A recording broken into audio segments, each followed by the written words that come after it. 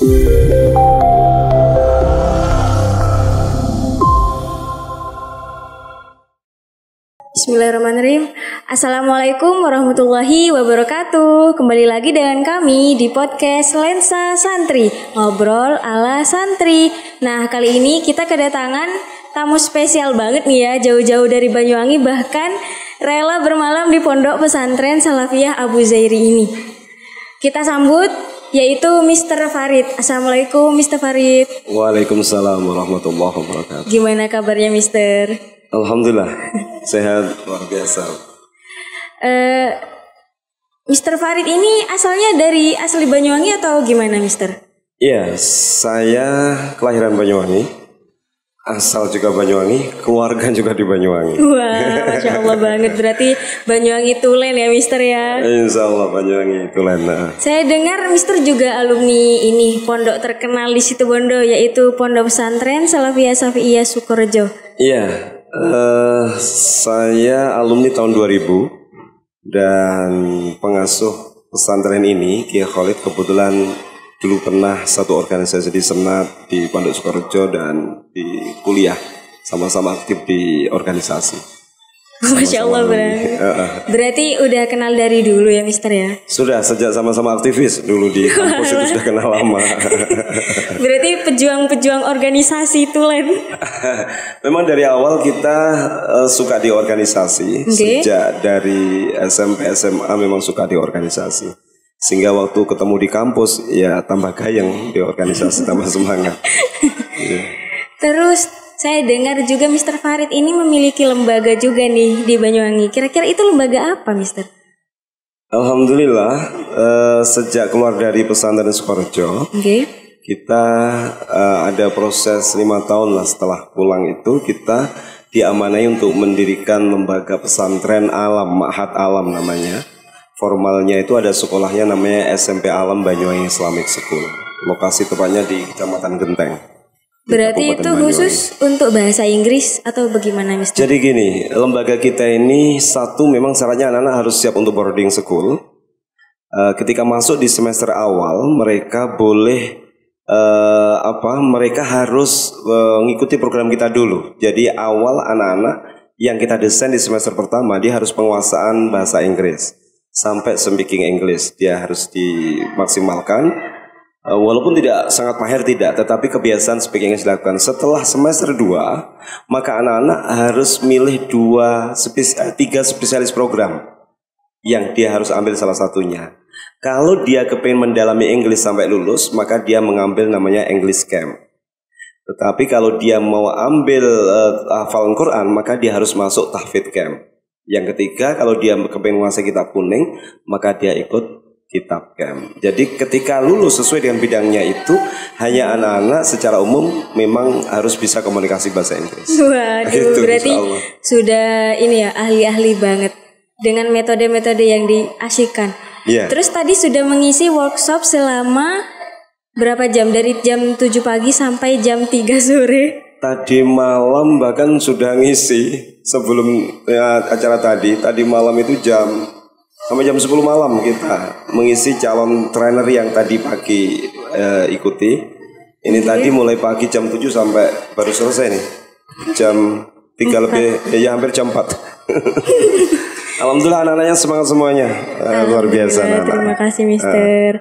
Terus Mister ini kan mengajarkan semua pendidikan itu dengan metode-metode yang sangat unik dan mengasyikkan ya Mister. Kira-kira motivasi apa sih bisa muncul ide seperti itu gitu Mister? Dengan metode-metode yang unik-unik. Iya, jadi gini. Belajar ini kan kita lagi memproses memasukkan informasi ke otak kita. Dan otak itu akan terbuka dengan informasi dan bisa diserap kalau dalam kondisi rileks, kondisi tenang, kondisi fun. Nah, makanya kenapa materi-materi yang diberikan diusahakan fun, anak-anak menyukai, maka materi apapun yang diberikan ke anak-anak insya Allah akan cepat masuk. Itu yang pertama. Yang kedua, kita ini punya 2 otak, dominan otak kiri dan dominan otak kanan. Sehingga kalau anak yang dominan otak kiri ya diajari seperti biasa mungkin bisa. Tetapi anak dominan otak kanan, dia perlu metode khusus untuk menguasai materi. Makanan otak kanan itu salah satunya adalah warna-warni, bermain, menyanyi, sehingga kita butuh yang fun. Sehingga konsepnya harus learning is fun. Jadi gitu, harus menyenangkan. Luar biasa banget. Jadi harus fun banget gitu ya Mister ya. Tapi ada juga kan yang ketika metode belajarnya itu cukup membaca aja sudah paham, ada juga yang mendengarkan sudah paham. Iya, ada beberapa anak tipenya beda-beda juga memang menangkap materi itu. Kira-kira motivasi apa yang kebanyakan Mister ketahui? Kok bisa sih mayoritas orang tua itu memilih pesantren untuk menjadi tempat pendidikan anak-anaknya? Tadi sudah saya sampaikan di training, jadi pesantren menjadi luar biasa karena kita dimodali 3 kecerdasan oleh Allah yang harus kita maksimalkan. Yang kedua adalah kecerdasan IQ. Yang kedua kecerdasan emosional, yang ketiga kecerdasan spiritual. 3 kecerdasan ini baru ada di pesantren. Maaf, sekolah di luar bisa jadi ada spiritual, tetapi durasi waktunya akan sedikit. Tetapi kalau pesantren hampir dipastikan 24 jam penuh mereka akan bergerut dengan spiritual. Minimal lagu yang didengarkan lagu sholawat. Minimal kegiatan yang ditemui ada kegiatan ibadah. Dia menyapa, dia salam, dia harus sopan santun pada guru. Ini semuanya dalam koridor spiritual. Inilah yang harus dibanggakan oleh orang tua kalau putranya ada di pesantren. Mereka insya Allah akan dapat 3-tiganya. Intelektualnya dia dapat, emosionalnya dia dapat, lebih-lebih spiritualnya dia dapat. Kalau sudah spiritual dia dapat, maka potensi 80% kesuksesan dia dapat. Karena dari 3 hal ini yang mempengaruhi suksesnya orang, 80%-nya adalah spiritual. Dan itu adalah anak pesantren. Wah, Masya Allah banget. Keren banget berarti anak santri ini ya. Insya Allah, insya Allah. Nah, tadi yang untuk ini ya, ketertarikan orang tua kepada pesantren. Dan terus kebanyakan ini kok bisa sih? Kadang orang tuanya itu kan tidak ingin anaknya dimondokkan, akan tetapi anaknya tuh ada giroh untuk mondok. Kira-kira itu motivasinya atau caranya untuk langkah awal itu apa, Mister? Orang tuanya tidak semangat, anaknya justru semangat. Ya. Jadi gini, yang mondok itu sebetulnya kan bukan hanya santri, tetapi orang tua juga harus. Orang tua itu mondok dengan sabarnya anak ada di pondok, sehingga di rumah pun dia harus sabar menunggu informasi, mendengarkan informasi apapun tentang anaknya di pondok. Itu berarti orang tuanya lagi mondok dengan kesabarannya. Nah, anaknya mumpung semangat mondok di pesantren, anaknya pun juga harus sabar untuk mencari ilmu. Karena ilmu ini begitu luar biasa. Orang kalau sudah menemukan lezatnya mencari ilmu, bisa jadi dia akan selamanya ada di pesantren. Karena sumber pengetahuan itu rata-rata ada di pesantren. Makanya harus bersyukur kalau anaknya ada di mondok, orang tuanya nggak pernah mondok, anaknya mondok, bersyukur orang tuanya, jangan malah gelo bahasa Jawanya, jangan malah menyesal, harus disyukur. Sebenarnya manfaat dari metode-metode yang Mr. Farid lontarkan yang ceritakan barusan, metodenya itu manfaatnya bagi santri itu apa? Apa mungkin akan bertahan lama dalam jangka panjang atau jangka pendeknya? Jadi metode yang kita berikan ini sebetulnya ada beberapa contoh tadi saya sampaikan. Metode ini sebenarnya sudah lama diajarkan oleh ulama-ulama. Sebetulnya sudah lama diajarkan oleh tokoh-tokoh Islam pendahulu kita. Seperti metode menghitung dengan jemari matika. Nah, itu yang lagi yang tertarik. Jemari matika ini kan mendalami 2 tangan yang terdiri dari tangan, ada 5 jari di kiri, ada 5 jari di kanan. Dan dalam hitungan jari matika, yang kanan itu adalah angka 9, yang kiri angka 90. Ini kalau digabungkan kan menjadi 99 Asmaul Husna.